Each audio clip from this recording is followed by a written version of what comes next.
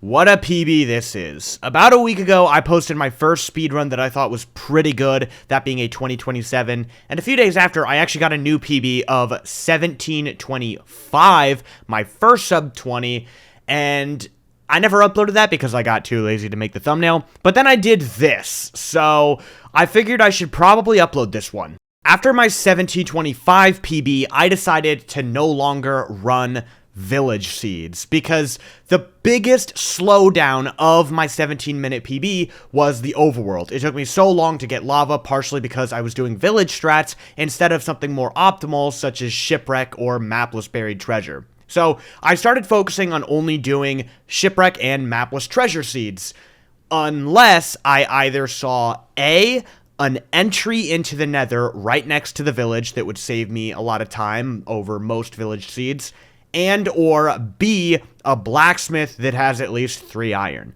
If the village met one of those two requirements, I would play it. And what do you know?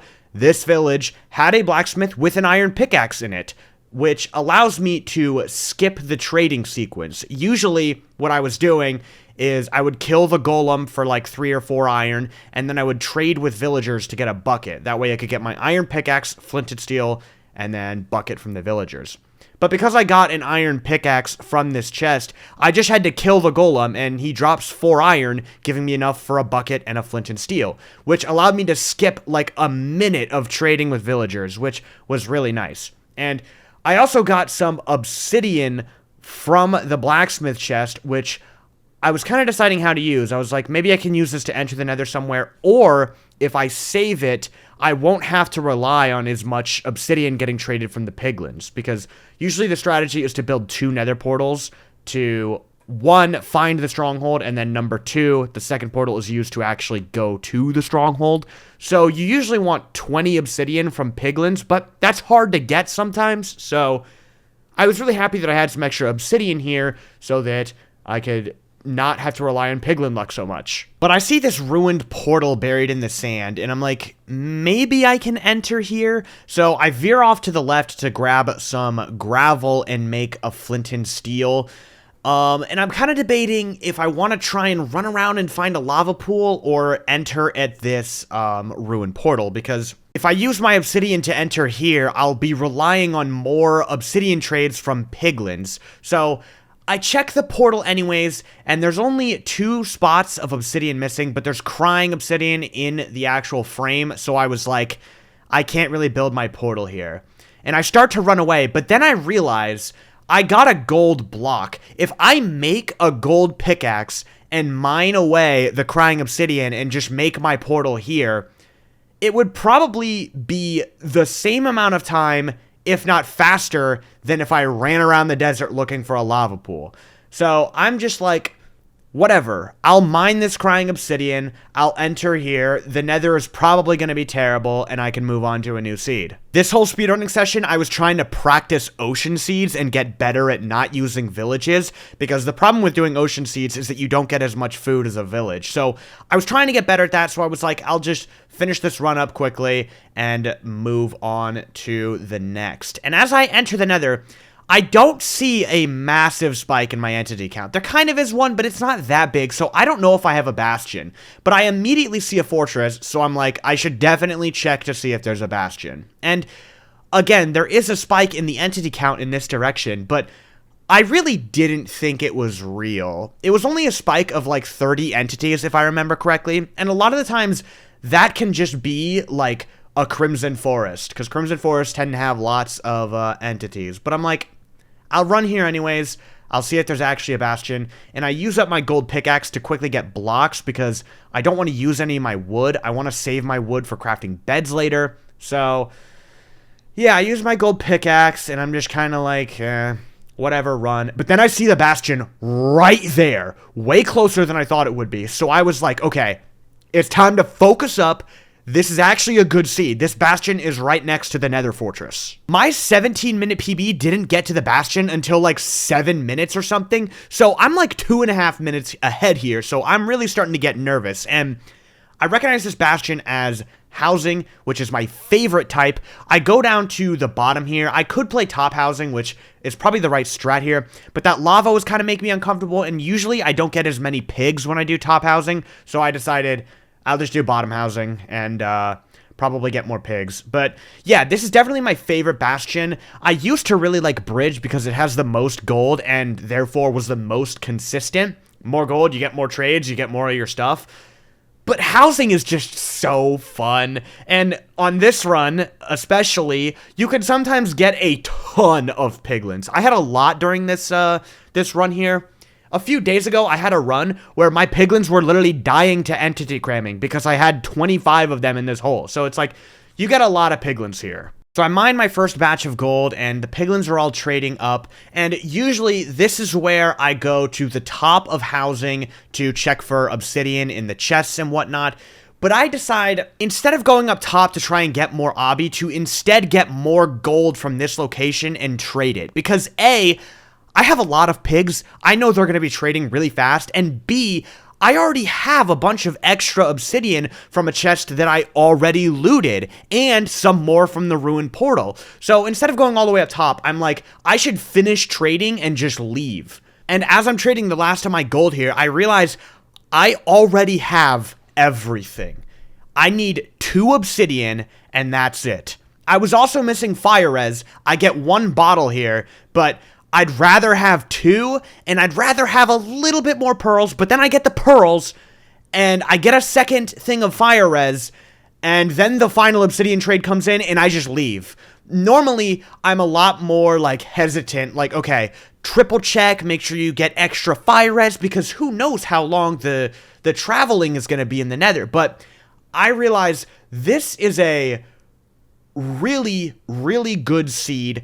I need to not hesitate. I need to just go. I don't even have to check the top chest. I have everything I need. So I start purling over to the fortress, leaving the bastion before 7 minutes. By far, my best split for exiting the bastion. I've never exited a bastion this fast. I rarely get into bastions this fast, you know? But as I get over to the fortress, I'm not really seeing any spawners. I was kind of a little worried. I was like, where the heck are these spawners? And I'm kind of fumbling around looking down these different pathways, but eventually, out of the corner of my eye, I barely spot one and run over. I highly considered using the blaze bed strategy, but I don't know the perfect lineup. I tried it earlier in this session and I died because I don't know the perfect lineup for it. So I decided on this pace, I shouldn't risk trying to blaze bed when I don't know how. I should just play it safe, dig out the spawner. So that's what I do. I start digging out the spawner while I'm waiting for the blazes, and I'm praying for good drop rates. I kill this guy, I get 1, and I start killing the other ones. I get 2, I get 3. 3 out of 4 blazes have already dropped, and I'm like, yes, yes, yes, yes, please keep giving me these stinking blaze rods. And I start to sort out my inventory because I didn't really have time to in the bastion. I just left, and another couple blazes spawn, and I get 4 for 5 and then 4 for 6. My blaze rates were so good, and I decide, okay, it's time to build my portal and try and figure out where this stronghold is. In my 20-minute PB that I last posted on this channel, I didn't really know how to use the stronghold calculator. I used it, but I wasn't really super familiar with the actual techniques to use it. I just kind of loosely did it and hoped it was right. But after that, I took the time into properly learning exactly how to use the calculator, and you're going to see me utilize the strategies here. I'm going to turn on this magnifying glass in the bottom left so that I could precisely line up my crosshairs with the Eye of Ender, and you're going to see the calculator appear in the top left. One thing I do forget to turn off the magnifying glass in the bottom left because I was so locked in, I just kind of forgot to disable it for the rest of the run, but it's only a few minutes. Shouldn't be that annoying. So I throw my second eye and I put it into the calculator and it says 100%. I know exactly where the stronghold is now, down to the coordinate. So I reset my sensitivity and everything, but I realize both eyes break.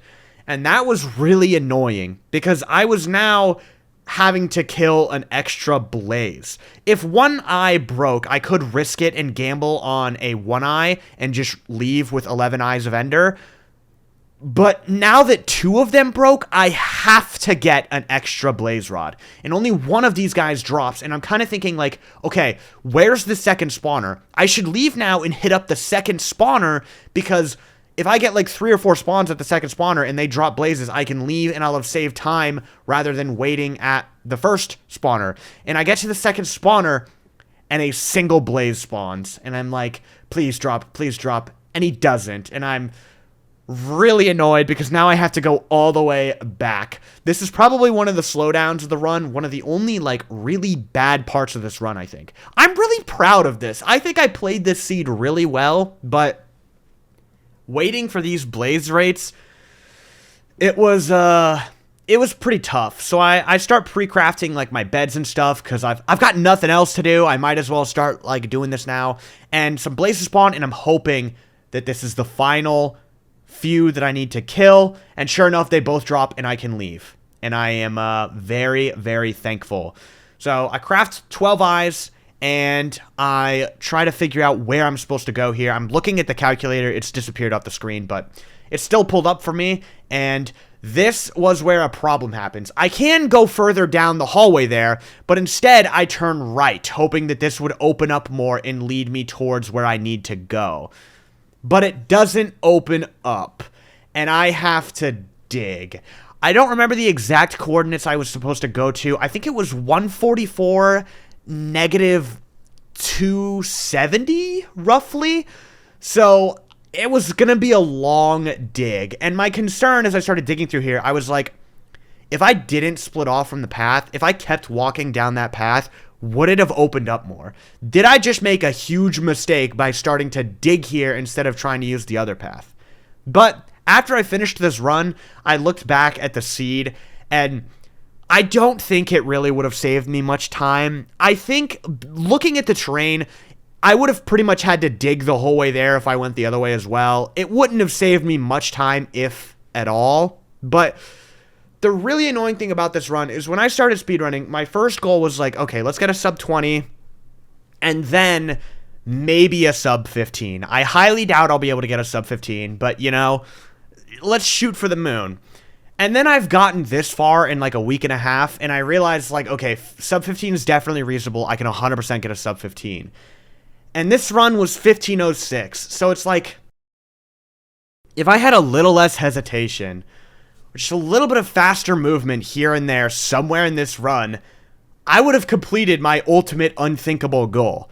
I'm 7 seconds away from my goal now, and it's really sucky to know that if I had saved just a few extra seconds of time, I could have completed that goal.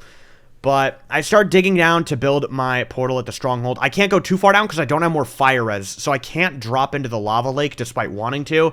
So I build my portal here, and I hope I'm low enough to hit the stronghold. And sure enough, I am. So I immediately turn my FOV down, and I start scanning for block entities using the pie chart in the bottom right. And I'm seeing a big spike kind of down to the right. So I check the top floor first to see, like, is there a secret path? No. So I start running down here, and I think the portal room is really close, and sure enough, there it is. And I'm really excited. I'm like, okay, entering at 13 minutes is crazy. My previous fastest enter into the end was 15 minutes, and that was during my 17-minute PB. So I'm so far ahead of my PB at this point, I'm like, okay, this is probably going to be a PB. But somehow, for some reason, in the moment, I had, like, completely forgotten about my goal to get a sub 15. I wasn't even thinking about the possibility of sub 15. I wasn't thinking about it at all. I was just like, let's PB, let's PB, let's PB. And I think that's good because it really helped with my nerves. When I was going for my first sub 20 and I entered the end at 15 minutes, my nerves almost cost me the run. My fingers had stiffened up in my 17-minute PB so badly that I thought I was going to choke the one cycle because I couldn't click my mouse. And luckily I clutched up, but I was really scared that was going to happen again when I was on my first sub 15 pace. But I was definitely nervous because this is PB pace, but I'd kind of like forgotten about my sub 15 goal, and I just wasn't thinking about it. But the dragon refused to go there, and I was really bummed out. I was like, dang it, if only I got like the 1 in 13 fast approach. So I come back over here, and I'm waiting, and I'm waiting, and I'm praying that the dragon goes over there soon. But he's not really having it. He's just kind of chilling above me. Or she, sorry. Sorry, I misgendered the Ender Dragon. How dare I? But I see the dragon start to go towards the spot, and right here, I'm like, oh, the dragon's definitely perching. Like, I could just tell. I was like, yeah, this is a perch. And sure enough, it snaps, I teleport in, and I go for the 1 cycle.